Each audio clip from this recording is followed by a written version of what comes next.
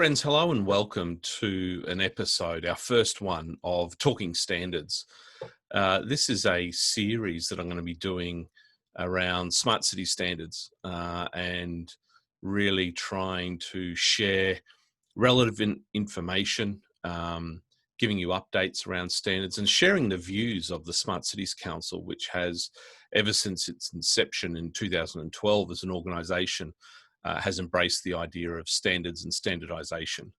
Now, I suppose if we just talk for a moment around that concept of standards, it's very polarizing. The word standardization for some is really off-putting. The sometimes interpretation that standards stifle innovation. They're telling me what to do. There's no flexibility.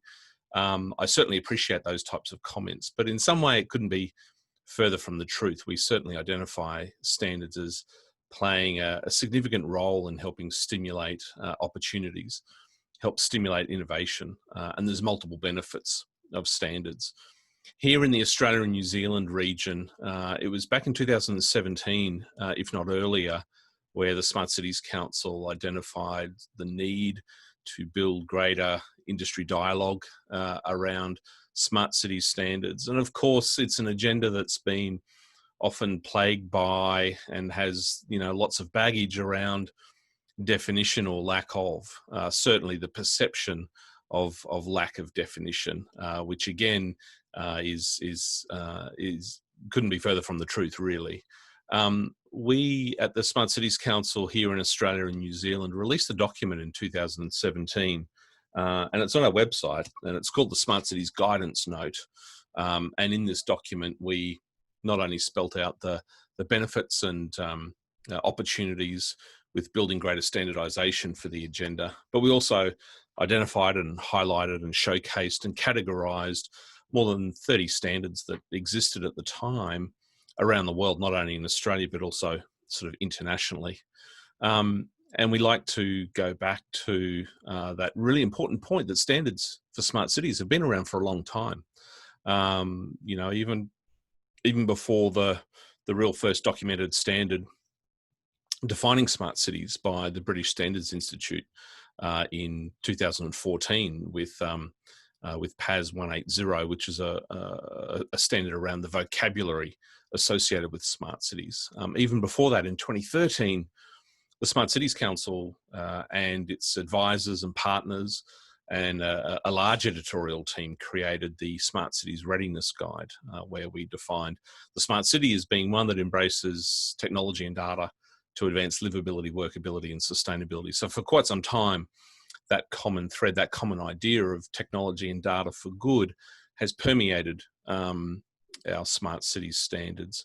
And even up to today, in 2020, we see smart cities standards, and some of the first actually being adopted in Australia. So hot off the press in June, we have Australian standards now, which were international standards, but adopted in Australia for various smart cities elements. Here we have probably one of my favourite is Australian standard ISO 37106, which provides guidance around smart cities strategy and operating models for smart cities. And that's, of course, based on the ISO standard of 2018. But then even prior to that, British standards a couple of years before. So these ideas of strategies, standards, operating systems for smart cities, again, have been around for quite some time. The other one that's really exciting for me, particularly in terms of providing context for smart cities, the why, the outcomes we're trying to achieve, is ISO 37122. This is Sustainable Cities and Communities Indicators for Smart Cities. And across a number of categories of indicators, there's a series of outcomes specified that link back to those indicators and, of course, roll up into those outcomes that we're trying to achieve with respect to smart cities, the adoption of technology and data for helping create more sustainable cities, more sustainable communities. And you'll see that this suite of standards comes under that under that theme of sustainable cities and communities. And you'll see that in a lot of the international standards, the ISO standards that relate to smart cities. Here's a couple more here. ISO 37101, again, sustainable development in our communities. And then the more detailed guidance of 37101 in the form of ISO 37104. So even more detailed guidance and documentation to support the idea of building a system, building strategies and plans around sustainable communities, and then the sort of the more detailed smart cities standards coming in there to really help make sure that we continue to embrace that idea that technology and data is an enabler for outcomes, and an enabler for smart cities. So for those that are listening and watching and are based here in Australia, we have Australian standards for smart cities. And that's really important to sort of highlight, because we at times continue to reinvent the wheel and start from scratch. And as we identified in our guidance note of 2017, the benefits of smart cities are multiple. Shared purpose, a real fundamental idea that we share the same values and purposes, and the standards that we create can help really build that shared vision, that shared purpose. Common understanding. We're generally kind of on the same page, in the same ballpark. That idea of having a common understanding is very, very powerful, just for sort of moving forward with our ideas of projects, investments, what solutions might look like.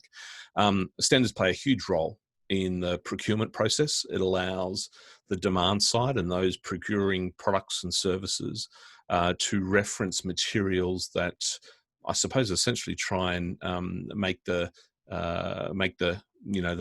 sort of the playing field even, and so they become a very powerful supporting sort of infrastructure for the procurement process.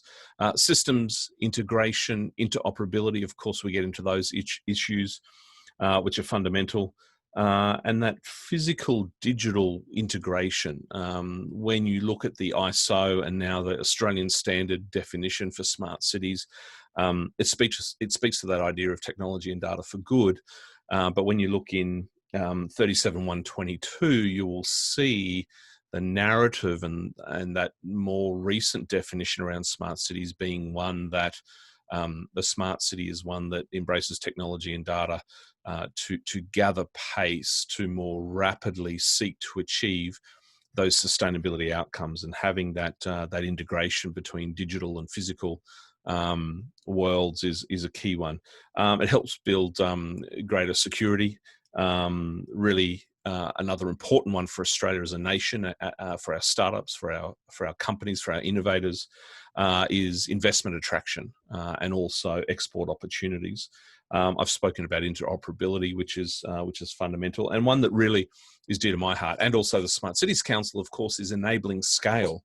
The more that we can sort of standardize, the more that we can be within the same realm of similar sort of conceptual definition and approach, that enables us to scale, hopefully with impact.